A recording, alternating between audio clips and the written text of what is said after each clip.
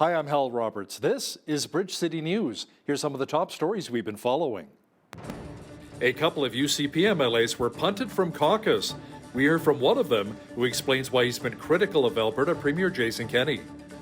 Federal Conservative leader Aaron O'Toole speaks out about why he's jumped to the defense of Premier Kenney. And we hear from a local church which has started an initiative to help those struggling with mental health issues during the pandemic. Your nation, your province,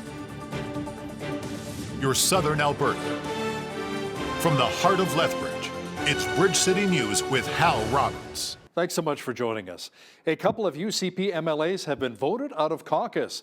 Both Cypress Medicine Hat MLA Drew Barnes and Central Peace Notley MLA Todd Loewen have been removed from the party. Loewen, who recently resigned as caucus chair, also wrote in an open letter that he felt Premier Jason Kenney should resign. Barnes was one of the many MLAs who earlier this spring also wrote a letter to the Premier standing against the government's lockdown measures. UCP caucus whip Mike Ellis said in a statement that there is simply no room in our caucus for those who continually seek to divide our party and undermine government leadership, especially at this critical juncture for our province. Cypress Medicine Hat MLA Drew Barnes joins us now. Now, Drew, were you surprised at all that you were voted out of your caucus, given your history of being critical of Premier Kenney and the party?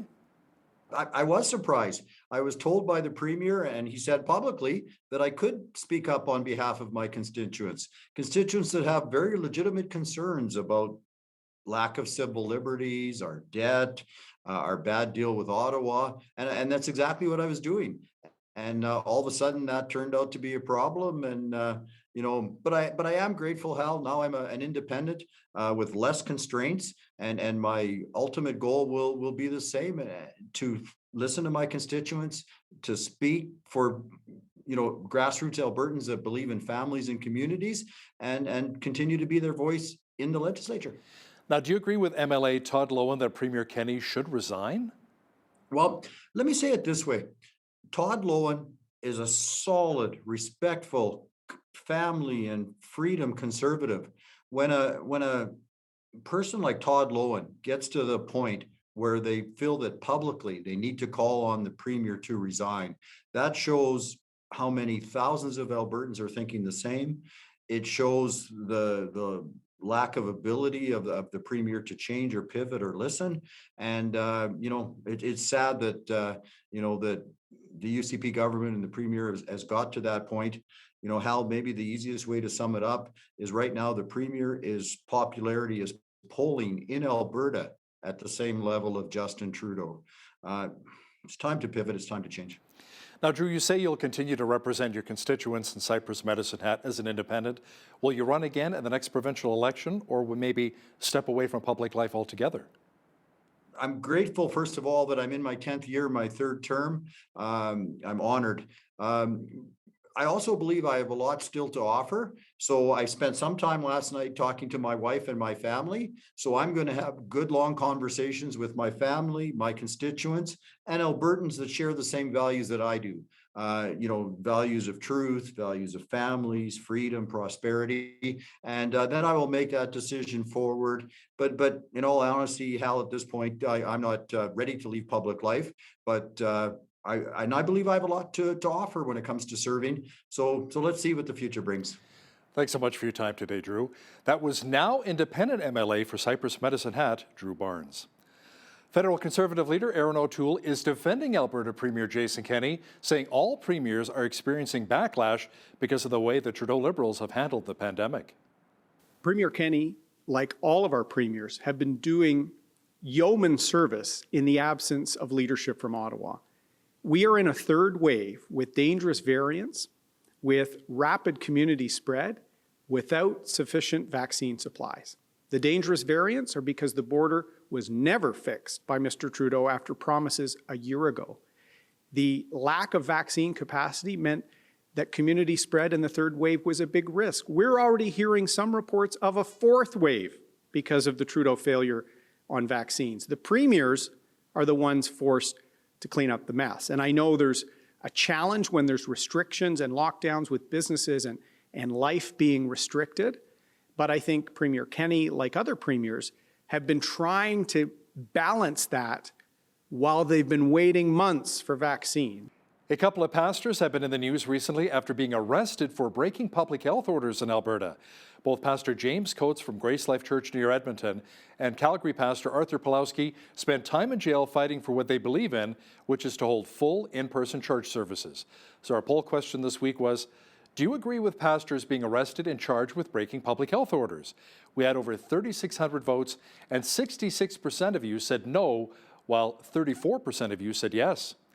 Make sure you log on to Bridge City News next week and participate in our next poll, which has a lot to do with the upcoming NHL playoffs. There's a company in Calgary which is making a COVID-19 vaccine. Providence Therapeutics is moving on to its next phase of clinical trials and is hoping to roll out the vaccine fairly soon. Right now, we're going into our phase 2 trial, and that starts in June. And that's going to be a comparator trial. So we're going to go head to head against an approved vaccine. We expect that will be Pfizer. We'll go from there to a phase 3 trial. If things go well and we can accelerate, we still hope that we can have approval before the end of the year. It's not going to be for the immediate needs. What we're focused on and what we're trying to help Canada understand is that Canadians are going to need a booster dose and likely each year, and that should be tuned to the variants. If we get support in Canada, we're very happy to produce those booster doses so that Canada will be at the front of the queue instead of somewhere near the back. The province announced recently that many more surgeries are being cancelled at hospitals due to surging COVID-19 case counts. Lethbridge West MLA Shannon Phillips responded to the latest cancellation of surgeries at the Chinook Regional Hospital earlier today. Phillips says what is concerning is how healthcare professionals will be pulled away from performing surgeries to deal with an increase of COVID-19 cases in the ICU units. What the message said was the staff will be pulled away for at least a month, and that's going to mean a loss of 8% of our non-emergency surgeries and 30% of cardiorespiratory outpatient services. That means that folks here in southern Alberta, our friends, our families, our neighbors, will have to wait to get the care they need. So let's be clear. The strain on the Chinook Regional Hospital is a direct result of the UCP and Mr. Kenney's policy of acting last and acting least to contain COVID-19 and its effect on both our healthcare system and our economy. The province announced today that there were 1,433 new cases of COVID-19 over the past 24 hours. There are currently 713 people in hospital with the virus, along with 177 in ICU. There are almost 24,000 active cases across the province. Fortunately, close to 191,000 Albertans have also recovered from COVID-19. Health officials also say that close to 2.1 million vaccine doses have gone into arms. We've all heard a lot about pandemic burnout affecting Albertans. A local church has started a new initiative called Ride, Don't Hide YQL to help those struggling with their mental health. The event is meant to raise funds for the Canadian Mental Health Association and get people onto their bikes for a great cause. Micah Quinn has the details. Ride Don't Hide is one of the biggest bike rides to support mental health in Canada, and now it's making its way to the city of Lethbridge. How it got started, one of our families here at our church, they were involved in Ride Don't Hide last year, and our church was thinking about ways to connect with our community, thinking about ways that we could encourage each other during this time of the pandemic, and then do something that's a topic that's everyone can connect with, everyone can relate with, and that's our mental health. This year's goal is to raise $10,000 for the Canadian Mental Health Association. Let's try that. It's a big goal, it's a lofty goal, but Lethbridge, I think we can do it if we pull together. Lethbridge says that members of his congregation at Emmanuel Lutheran Church are talking to him about their own mental health and the struggles that they've faced during the pandemic. They're increasingly frustrated, they're increasingly feeling lonely, disconnected. People's exercise routines are out of whack. They're not getting the exercise they normally did. People are feeling like we need a break. We're missing our friends, we're missing our family. The event will take place on June 6th, but for those who can't make it, it's also going virtual. So if you want to do it on your treadmill, go for it. If you want to go on a stationary bike, go for it. Go for a walk, go for a run on your own if you want. For more information on Ride Don't Hide YQL, you can visit emmanuellutheran.ca. For Bridge City News, I'm Micah Quinn. There's one thing many of us agree on when it comes to things we missed doing before the pandemic began. It's going to the movies. While there are no immediate plans for the province to allow moviegoers to return to the cinemas, BCN's Naveen Day spoke with one theatre owner-operator who's putting a new twist, or rather an old twist, on the movie-going experience. It started off as a tease, then grew into speculation, then rumor, then confirmed by management. The Movie Mill is converting their parking lot into a drive-in movie theater, and they hope to start showing titles on their 32-foot wide screen as early as May long weekend. Movie Mill operator Len Binning shares his excitement about the endeavor. Drive-ins to me have always been, shall we say, hokey, but that's the fun of it. Sitting in your car, steaming up the windows, hopefully with your family, but they're great date opportunities. Drive-ins used to be a fantastic throwback, and Lethbridge has not had a drive-in permanently anyways for a long time. I'm not saying this is permanent, but we hope that this will be around all summer long. The theater will be able to safely house up to 100 vehicles, and sound will be delivered to your car through its FM radio. Binning gives us a sneak peek at what the show lineup is going to look like. The Princess Bride will have Jurassic Park, Back to the Future, we'll have some animated stuff. Because we're limited to the night sky, we have to start a little later, 9:30, 9:45 at night. So there'll probably be more older family shows. They won't necessarily be young kid shows. As summer progresses, we hope to have some good animated classics like Shrek and Tom and Jerry and Space Jam, those types of films. Rather than having to purchase individual tickets, admission is per vehicle and includes the party pack size of their popular popcorn. For Bridge City News, I'm Naveen Day. Lethbridge's exhibition park is set to double its current hosting capacity thanks to construction of a new 268,000 square foot agri-food hub and trade center. The facility is expected to open in early 2023. The CEO of Exhibition Park, Mike Workington, says they decided to go with a few themes for the new facility, celebrating our culture and history here in Lethbridge. Our architects and our interior designers focused on three key themes: the agriculture of the region, the coal mining history of the region, and the railroad that comes through Lethbridge and has obviously been an important piece of our history here. And then woven into that are bits of history of Lethbridge and District Exhibition. For example, the bleachers from the South Pavilion in the existing pavilions are being incorporated into the new building. Workington says the new agri-food hub and trade center should bring in more than $90 million to the local economy. He'll have more on the new facility coming up after business news. 36 projects in our city will be receiving financial help thanks to 3 separate funding initiatives through the Community Foundation's Spring Grants programs. Close to $384,000 will be doled out, supporting various projects across southwestern Alberta.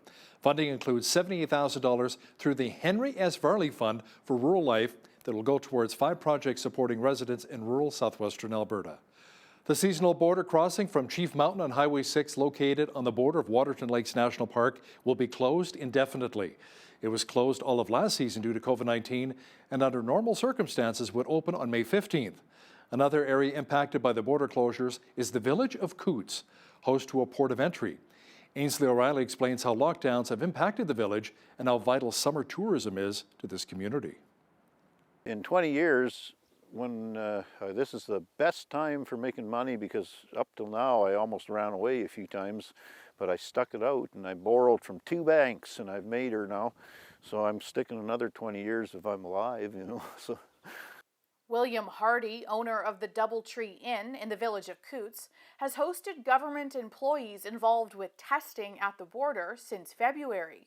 And while his business has thrived, other local businesses are without the usual foot traffic that comes with warm weather and the U.S. border being open.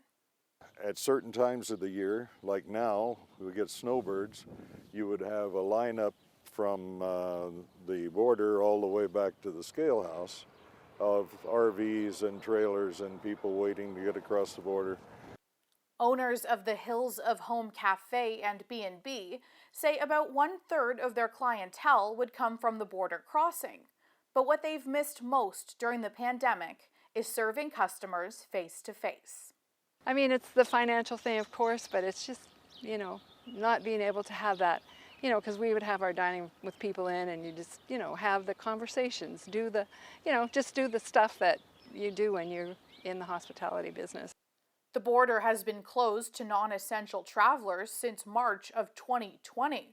According to Bloomberg, Prime Minister Justin Trudeau's government has begun preliminary internal discussions about reopening the border, but it is expected that there will be an extension at the end of the month. Living with hope and bated breath, waiting to get the final word that they're going to start opening things back up again. Coutts Mayor Jim Willett says they are working on improvement to recreational facilities and broadband internet. So when the opportunity arises, the village will be ready. I think people are moving. A lot of people move from Calgary or, the bigger places, and they're moving to the smaller communities. It's an exciting time because when this is over, things are going to be different, and we want to be ready for that. For Bridge City News, I'm Ainsley O'Reilly. The province of Manitoba is dropping the minimum age for COVID-19 vaccines to 12 and up. Health Canada approved the Pfizer-BioNTech vaccine for people that age earlier this month. Anyone under 18 will be eligible to get the Pfizer vaccine at provincial super sites and urban Indigenous clinics. Health officials in the province say getting younger people vaccinated can help reopen schools and team sports. We believe this will help us protect even more people, more families, more communities from the third wave of COVID. We do understand that people will have some questions about the vaccine. That's completely normal and understandable. You might be worried that these vaccines were approved very quickly. But I want to assure the youth that may be listening, as well as their parents, that the vaccines have been reviewed very carefully. Health Canada has followed their normal processes to review all of the studies that the manufacturers have put forward, but have been able to do it faster than usual because of the additional resources and attention that are being put on this vaccine. The Manitoba government plans to start booking appointments for second doses next week. The number of planes landing in Canada carrying passengers with COVID-19 was cut by more than half in the 2 weeks after Ottawa banned incoming flights from India and Pakistan on April the 22nd. Health Canada data posted online shows that between April 10th and the 23rd, 135 international flights arrived with at least one passenger who had the virus. 36 were direct flights from India and 2 were from Pakistan. Between April 24th and May 7th, the total number fell to 56 flights, including a dozen from the U.S. and 8 from Europe. The federal Liberals were forced to defend their ongoing efforts to procure COVID-19 vaccines for Canadians. The Conservatives have been highly critical of the Trudeau government's vaccine procurement strategy. Right now, on this spring day in May, Canadians are still locked up, watching our American neighbors sit on patios with friends, play in parks with their kids, and cheer on sports teams in packed stadiums. Here in Canada, basketball hoops and swings are covered in plastic to keep the kids away, restaurants and patios still closed, and families can't see each other. Why? Because this government has failed to get vaccines. Isn't it true that we are far, far behind most other countries, and Canadians are paying a heavy price for Liberal failures? Our government is working closely with provinces and territories to get Canada vaccinated as quickly as possible. To date, we have sent over 20.2 million vaccines to provinces and territories, with millions more arriving in the weeks to come. And let me remind the member opposite that the budget bill includes $1 billion to support provinces and territories in their vaccination efforts. Well, it was another pleasant day in the Windy Cities. We got around 20 degrees once again today, and a beautiful weekend is shaping up as well. Complete weather details are coming up. I have to say I am loving the warm temperatures across much of southwestern Alberta. Jeanette Rocher is back with a complete look at the weather picture. Jeanette, grab those sunglasses and put on the shorts. It'll feel a lot like summer this weekend. Yeah, well, I think summer is officially about to begin. Looking at these gorgeous temperatures coming up this weekend. Today, beautiful day as well. Into tomorrow, Saturday, sunshine, 24 degrees, climbing up to 28 on Sunday, 29 on Monday, and then back to 26 on Tuesday. We're not going to see that rain again until next Wednesday, where we're going to be looking at a 60% chance of showers Wednesday through Wednesday night and then into Thursday as well. High of 22 next Wednesday and 18 on a Thursday. So loving these temperatures, getting well above the seasonal average, which is 18 for the high, average low 4 degrees. 31 was our high temperature back in 1939, and in 2000 we had our lowest, which was -4. 5:48 is when the sun rose this morning, and our sunset this evening is after 9 o'clock, 8 whole minutes past 9 o'clock to be exact. Right at 9:08, we will be enjoying our Friday evening sunset tonight. Looking forward to that for sure. Beautiful on the west coast tomorrow, 20 degrees tomorrow, Victoria, lots of sunshine, 18 in Vancouver, sunny skies as well. Overnight showers in both Calgary and Edmonton tonight, but tomorrow sunshine, 22 the high in Edmonton and 21 is the expected high tomorrow in Calgary. So as we look to the rest of the prairies here, also looking at some precipitation here, 30% chance of showers with a risk of an afternoon thunderstorm. In Saskatoon, 22 the high, 30% chance of showers as well in Regina, high of 23. 23 also the high in Winnipeg. All three of those cities looking about the same with the chance of showers and the risk of an afternoon thunderstorm. Chance of showers also expected tomorrow in Toronto, 21 degrees the high, 24 the high for Ottawa. Ottawa also looking at a risk of thunderstorms. Mix of sun and cloud in Montreal, 23 the high. We are looking at about 40 km/h wind gusts there. Sunshine, beautiful days over on the East Coast. Fredericton's high, 23, 19 in Halifax, 15 in Charlottetown. We are expecting some showers in St. John's, Newfoundland tomorrow. 40 wind gusts as well, 9 degrees the high. So there you go. That is your weekend forecast. Happy Friday, everyone. Canadian manufacturing sales hit their highest level in March in nearly 2 years.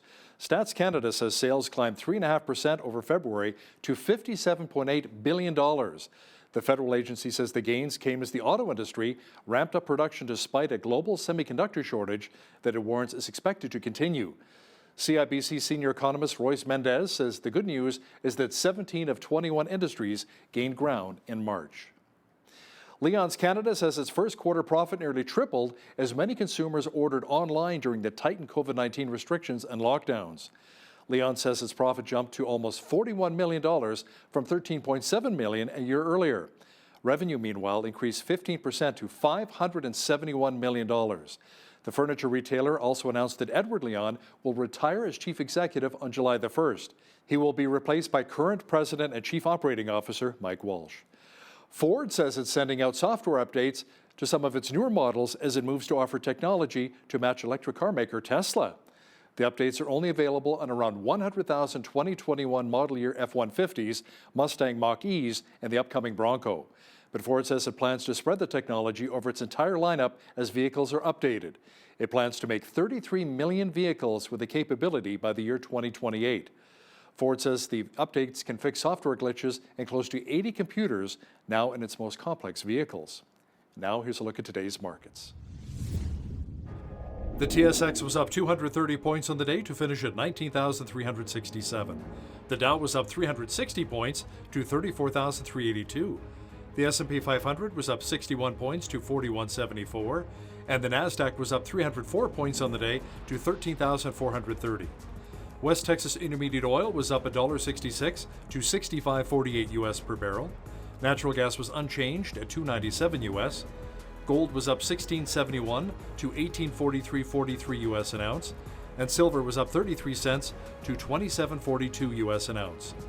Wheat is at $349 per metric ton, barley is at $356, canola is at $8.68, and corn is at $402 per metric ton. Live cattle were down 30 cents to $115.30, feeder cattle were up 10 cents to $137.55, and lean hogs were down 33 cents to $111.15. The Canadian dollar was up slightly over the past 24 hours to 82.64 US.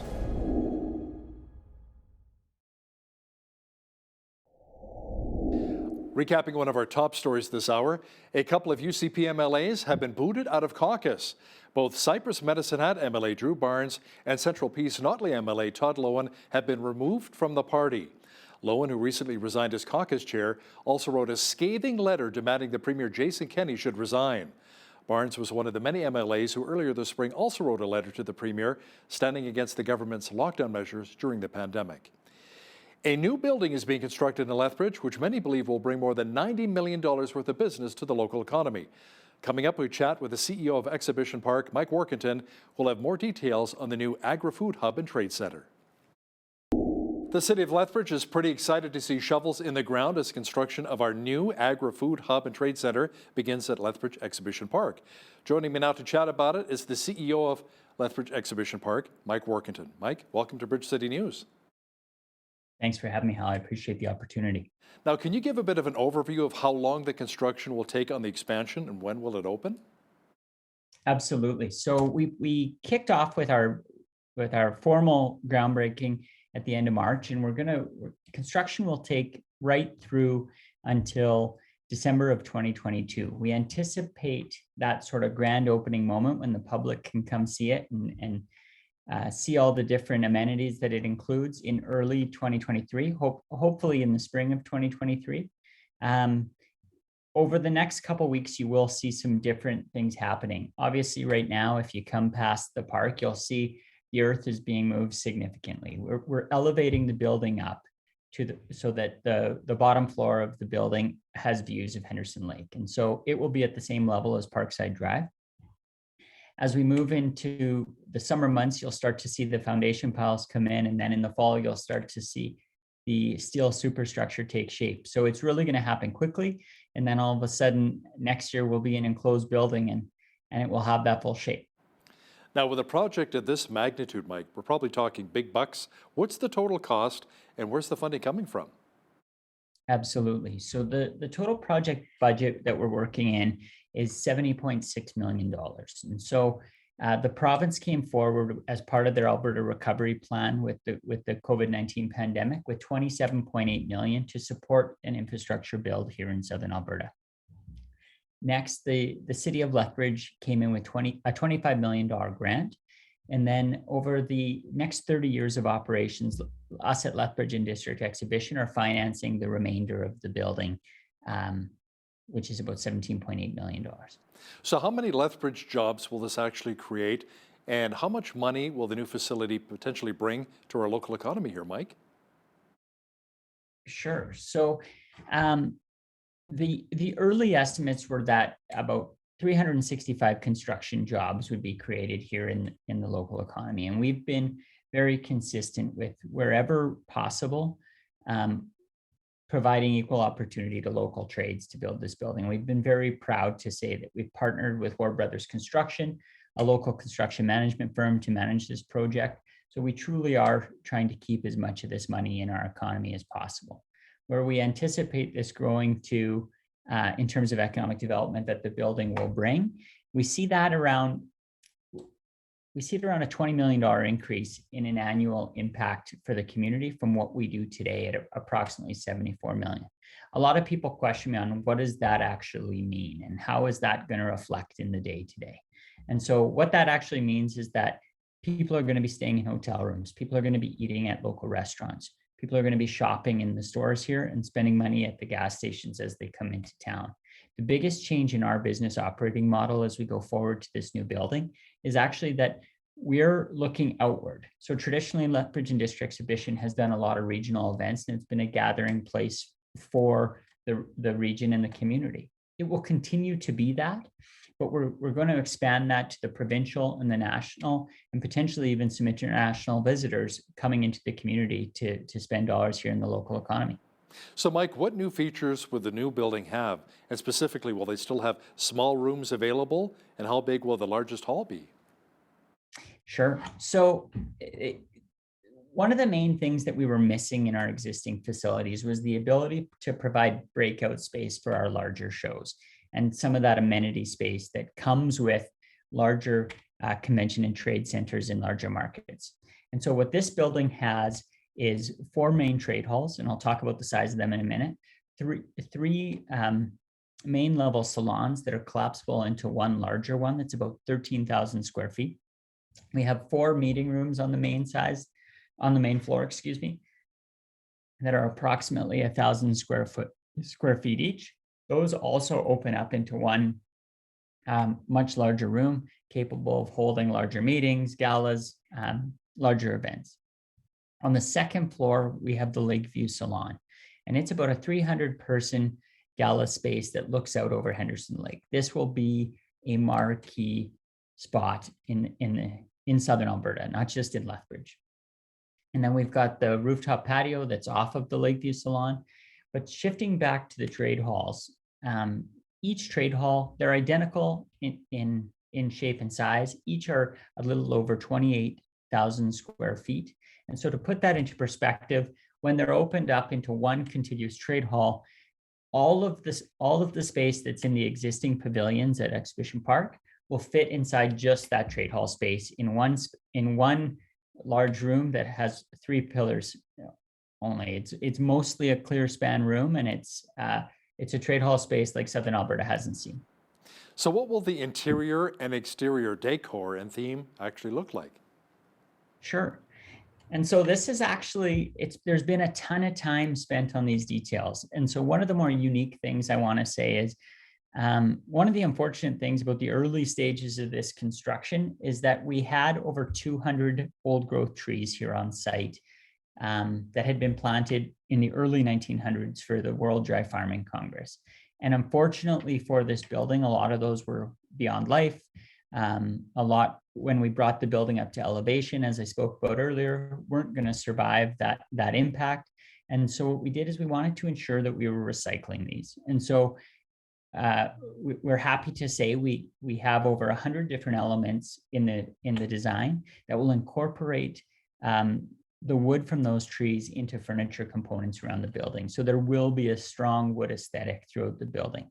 But our architects and our interior designers focused on 3 key themes: the agriculture of the region, the coal mining history of the region, and the railroad that comes through Lethbridge and has obviously been an important piece of our history here. And then woven into that are bits of history of Lethbridge and District Exhibition. For example, the bleachers from the South Pavilion in the existing pavilions are being incorporated into the new building. And there's unique design elements. It's an industrial feel in there, but exceptionally modern and going for a very open concept with public space. And so the other unique feature about this building is that it will have a public food court space. It will have up to 5 commercial retail units in it that we can service the public on a Saturday morning as they're walking around Henderson Lake. They can come in for a coffee, sit on our patio, and look out over the lake. That sounds great. Now, so with the expansion doubling the current capacity for events, Mike, you're hoping to attract new customers and events. Do you have anything booked for the future already that you can tell us about? So we're currently in the process and in multiple discussions with a lot of different event producers. Obviously, given what's going on in the world right now, no one's really looking to commit to too many events. However, those discussions have started, and we are looking to begin that process shortly. Now, do you know yet if Whoop Up Days will move ahead this year? So this is the $1 million question that I keep getting asked. And so take COVID-19 away for a second, and I want to talk about the impacts of the construction on the park. And so we knew that if the building went forward, that Whoop Up Days would look different. And the main reason for that is that currently the majority of our grass surface here at the park is part of the construction site. Now, a lot of that will come back in landscape manicured grass area that will be usable space for future events, but we won't have access to that until we open the building in 2023.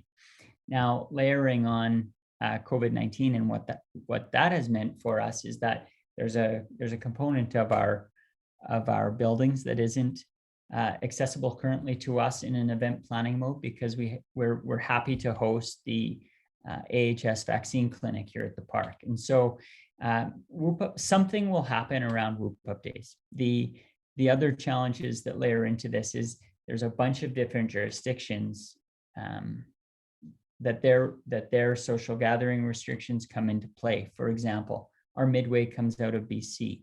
The majority of the entertainment comes out of the United States. I think everybody knows the challenges that we're currently living through when it comes to travel and it comes to bringing people into the community. So there's part of a wait and see going on. However, we're planning many activities for the community right now in the hopes that we are able to open up and do something for this community After all, we're in the business of bringing people together, but we need to make sure we're doing it in a safe and responsible way. Sorry, I was just going to ask you, so once the expansion is finished, Mike, how will it really impact Whoop Up Days?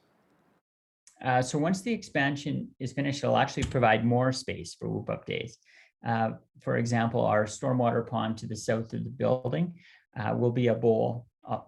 It'll be a manicured bowl where we can actually hold a festival-like environment in there, plus the midway traditionally in its location at the south parking lot. So one of the design features that we focused incredible amount of time on is ensuring the functionality of this park for all types of events, but namely our signatures, to ensure that Whoop Up Days isn't impacted in the future.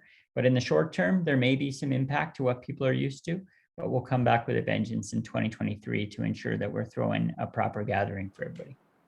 So what are the plans for this year's trade shows? Will they again have to be held virtually? You know what? I wish I had the answer to that, Hal.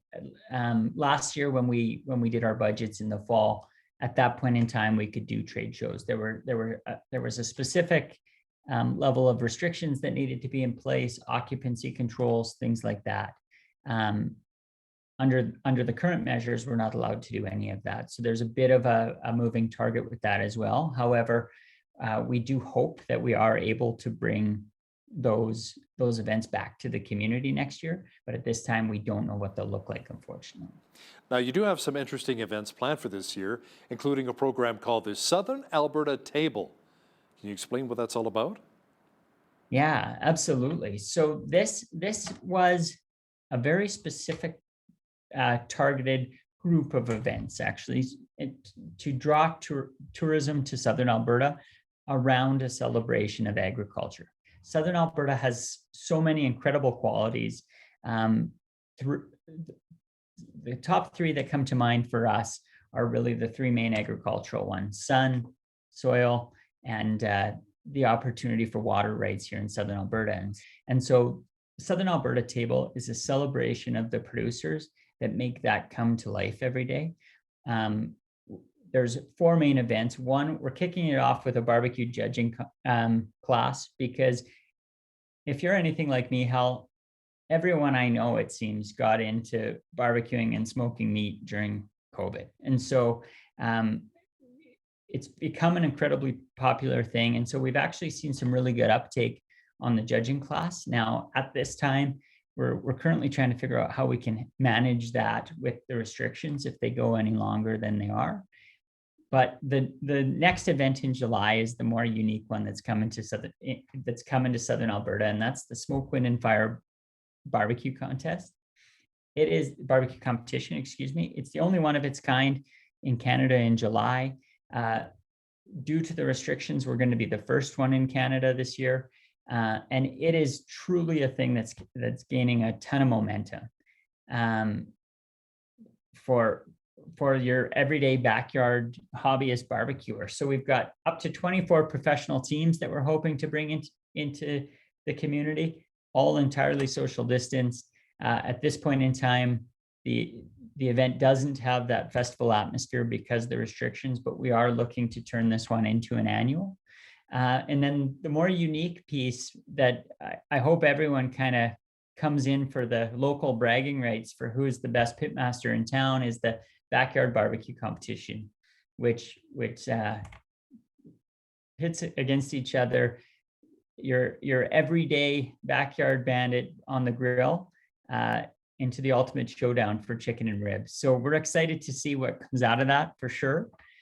And then one of the things we really wanted to drive, and I can't give enough credit to our partners at Visit Lethbridge who came together and built Southern Alberta Table with us. But one of the things that we said to them is we want to help you drive hotel room nights.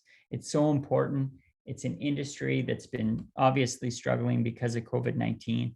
It's something that regularly fills weekend hotel rooms in the summer here because of sports tournaments, Street Rulers Weekend, all these things that haven't happened. We needed to do something that we could put in the calendar and continuously drive hotel room nights for our partners at the hotels.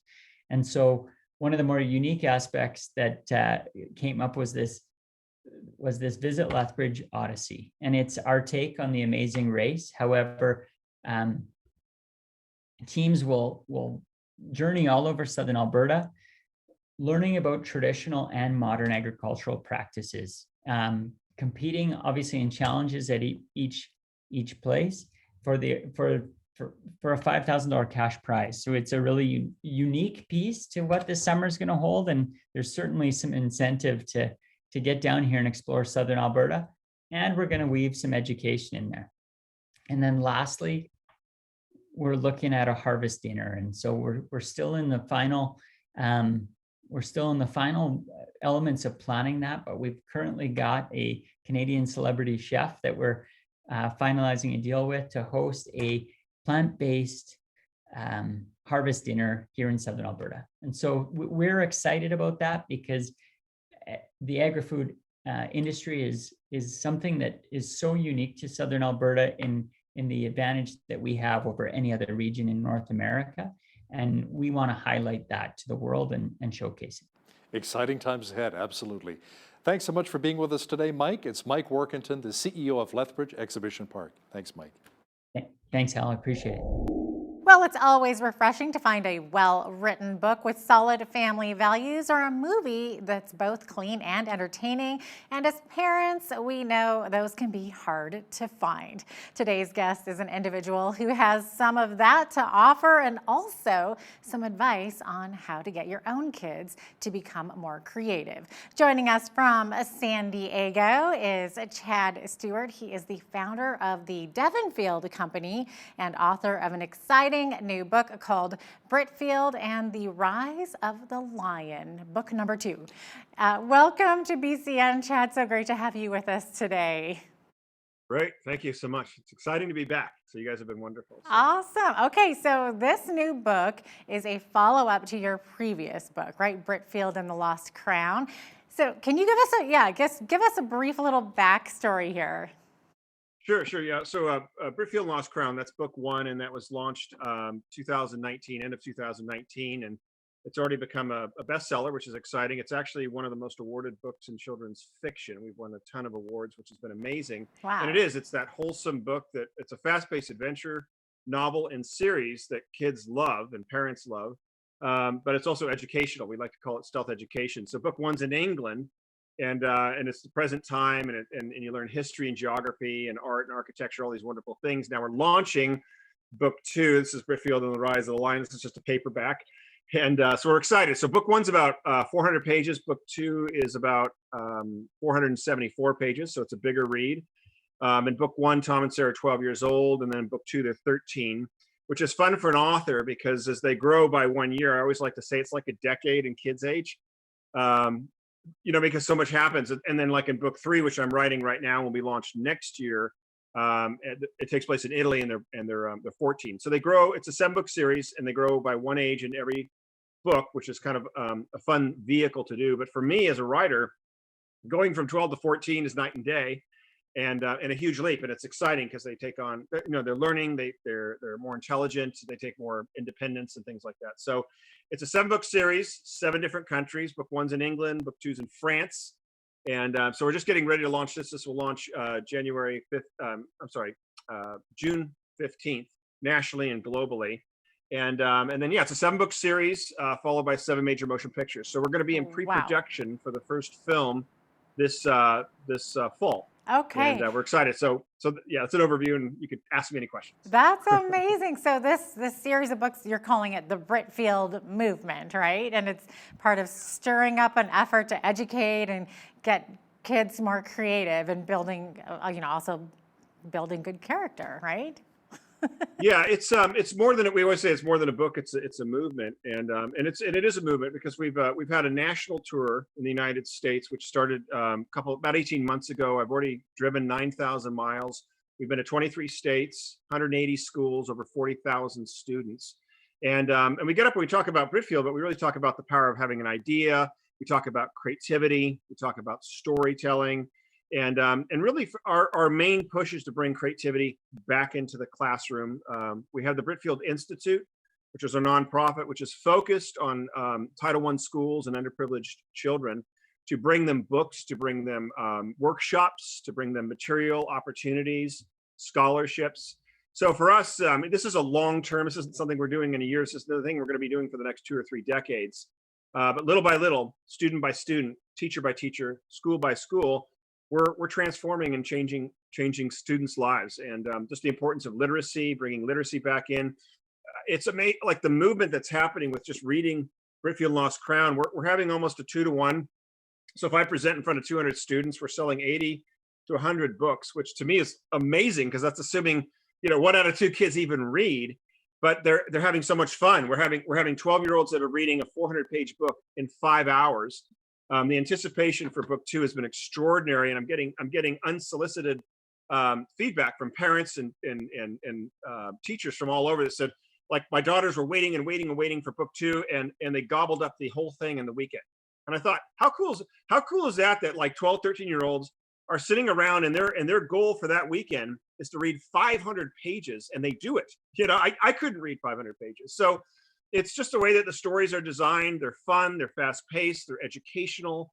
And that's a huge component. They're based on family values, family, friendship, character, courage, faith. I mean, that's the foundation of the whole book series. And it's amazing and educational and fun and exciting. And we're getting non-readers to read. We're getting kids that struggle with reading that love Britfield. And so it's been transformational. It really has, and it's been extraordinary. Well, I'm sure it's been transformational for your own life as well. I can see how excited and passionate you are about this. And my understanding is you used to be in the corporate world in finance, and so suddenly you're writing these books. How does that even happen?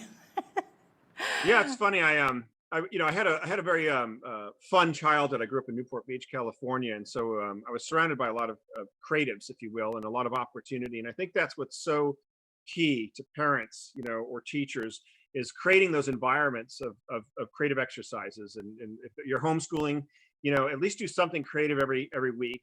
If you're at school as a teacher, and yes, I know there's pressure and all these other things you have to do, but if you could just cut out an hour on Wednesday afternoons or Friday and do a fun creative exercise, put your pencils down. I'm not, get in your groups, or we're going to get into some groups. We're going to write a story. We're going to do this. We're going to do that. It would just make so much fun. And it's the one thing that they would learn the most out of all the schooling, because it would register with them. And we could talk more about that if we had time. But no, it is a big transformation. But I came from that background, and then I got into college. I've done like 8 to 10 years of college. It's amazing. Did undergraduate British literature, European history, so you see the fit, and then postgraduate work in education, and then I did an MBA, and now I'm actually doing a master's and a doctorate. So I say that just to say that I love education. I'm always a student of life. I'm never done. It's not like I got my degree and I'm off. And I do it because I'm always interested in to challenge myself, to learn something new, and to meet amazing people. That's amazing. And so that's kind of been a thread. Yeah. You're living a fantastic life. Now, my understanding is, because you mentioned you're making your first book into a movie. So when is this happening? And can you tell us anything about who will be producing it, or who will be starring in it, where it will be filmed, what kind of budget you have to work with? Just all the details. Yeah, so it's exciting. It's been in the works, if you will, from the very beginning. Right now, Britfield and Lost Crown is 10 years in the works. Book 1 took me 4 years and 2,500 hours to write. Book 2 took me 5 years and 3,000 hours. So I've got an amazing team that's behind this. It's not obviously just me. We look for the best of the best in the industry. Everything from professional editors to my graphic designer, Stefan Silver. Give him a shout out. He's amazing. He's worked at Disney. He's worked at DreamWorks. So it's like just great, talented creatives to our marketing team, to everything. So with the film, and it's interesting, about 90% of the people that read book 1 say it reads like a movie, or it's like being in a movie. And I love those comments. And part of it is my background is film, and I worked in the industry. I started as a writer, as a script writer. And so the transition into writing novels, it would seem like a leap, but actually it was great training as far as story and storytelling. Because if anyone's familiar with writing a script, every page is a minute. And so if you're writing a 90-minute movie, it's really 90 pages. It's not 250 pages. So it teaches you economy of words, It makes you very, very specific. And so that I took that into my stories subconsciously. I wasn't thinking like, I'm going to write this like a movie, but I had act 1, act 2, act 3. I had all these different plot points. And so I think it's always been naturally that film. It's very visual. And so we'll start pre-production in probably August or September, which means we start to put together the business plan, the marketing plan. But yeah, so the film we're going to be shooting in England, mostly in England, which obviously makes sense, but not necessarily with the film. We have an idea of the budget. We have 2 studios right now, major studios that could be the right fit. And I can't give the names. One was part of another very successful series of books and movies. So that's that, and the other one is very well known and has amusement parks. That's all I'll say. So there's those options. And I just met with a producer last Tuesday, who's going to be one of our producers on it. He's amazing. He's been in the industry for about 50 years, but he's semi-retired, which is perfect. He's coming out of retirement for Britfield. And what you want in anything like this is you want the team you can trust. You want the experts. You want people that are really good. With Hollywood, it's tricky. I'm not gonna, no flash over substance here. It's pretty corrupt, and the stuff they're putting out is garbage. And so and most of the stuff they put out is just crap. And so we want to protect this with total creative control.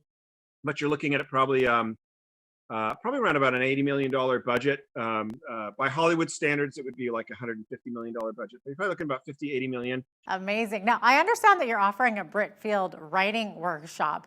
Tell us a bit about this. How will it work, and who is it for? Is it for kids? No, it's fun. We did this last year because we started going viral or virtual with everything, and so it was very, very successful, and it's fun. It's fun for me to teach it because, and just because you're a writer doesn't mean you're a good teacher, right? Or just because you're a writer doesn't mean you're a good speaker. But for me, it's great because it's taking literally 20, 25 years of experience for me as a writer, and putting it in. It's a 5-hour writing workshop. It's Monday through Friday. It starts June 21st. You could be anywhere in the world to take it, and it's great. It was very successful last year. We had people from all over the nation, and abroad. We had someone from South Africa, so that was kind of cool. And it's great for students or for young writers as it is for adults.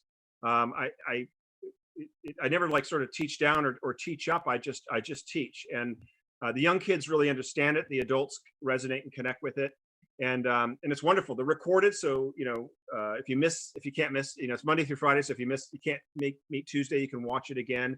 And it's an hour each time. And then we have the Q&A at the end. And so I'll stay on as long as the questions come in. And we usually have about 7,500 people, which is a perfect fit. Yeah, That's awesome. Now, Chad, do you have any advice for young people or their parents who maybe want to become authors, actors, or movie makers? Yeah, I think it's a couple things, and I say this in all the school presentations. I think you were asking earlier about that, and I'm very honest. Like normally when I'm some of the groups that we've been in front of, we've been in front of 400 students. From like 4th to 8th. That's an interesting diversity, but yeah, I'm very honest with them, and I say, I talk about Britfield, and I said I had the idea like over 10 years ago, and it took me 10 years from an idea to reality. 10 years of discipline, 10 years of hard work, 10 years of faith, 10 years of disappointment, defeat.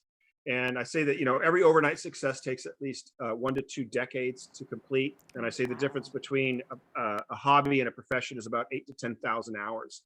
And so anything of quality takes time. And so that would be my best advice. I think it's great if you have an idea or a passion you want to pursue, and you just stick with it, and you do everything you can with what you've got, with where you're at, and just keep at it and keep at it. And then it's like they say, see as far as you can, and get there, and then you'll be able to see farther. And it's very true. And everything that we talk about, there's no flash over substance. There is no instant success. There just isn't. And I know that because I've researched every industry you could imagine, from Walt Disney to Richard Branson to you name the successes to IBM. And these things took decades and decades and decades. I mean, Ralph Lauren, the famous hotel guy, was selling ties out of Bloomingdale's in New York. He almost filed bankruptcy twice. I'm just saying, it's like all of these guys have gone through the war, the sinew, the hardships, to get there, but they believed in what they had and they stuck with it. And just like I did with 10 years of Britfield, I stuck with it. I was looking for opportunity. I did the best I could. There was that kind of long lull period. And so I'm like, well, I'll just start writing book 2. You know what I mean? And then we had a bit of a lull, and I started writing book 3. And so, you know, you do what you can, but it's fantastic. So like now I've got book 2, you know, ready to launch. Chad, I wish you all the best with the books and the movies and all the success in the world. Have a great year. You too. Chad Stewart is the author of Britfield and The Rise of the Lion, Book 2. I'm Jeanette Roche on behalf of all of us here at Bridge City News. Thanks for watching.